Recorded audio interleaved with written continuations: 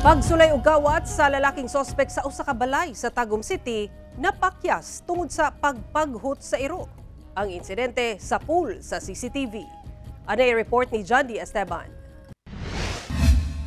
Alas 2:20 sa kadlawon niadtong Sabado, February 1, nakuhaan sa CCTV ning lalaki nga misuway og pagpangawat sa usa ka balay sa Barangay San Miguel, Tagum City, Davao del Norte.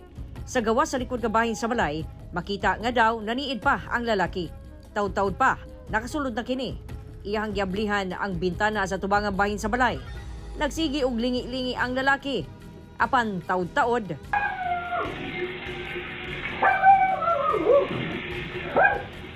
na maghot ang iro. Nagdali-dali og dagan ang suspect ug napakyas ang daotang tinguha. Sumala sa tag-iya sa balay nga ang maong lalaki na ilahan na matud pa nga nagapangawat sa lugar. Sa bahin sa Tagum City Police Office, giabisuhan nila ang publiko nga mo report gilayon sa ilang opisina ug galing dunay mga samang hitabo aron maaksyonan dayon ug madakop ang suspect. Giauhag sab nila ang mga complainant nga pasakahan gyud og kaso ang suspect. Once na-identified natin yung suspect niyan, pahan natin ng appropriate charges. Sometimes they just want it to leave it to the police.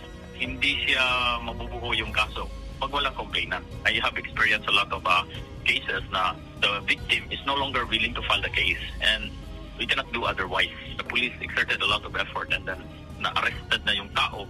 Pag-file na lang talaga ng kaso. Pero kasamahan sa community are not willing to file a case for what reason?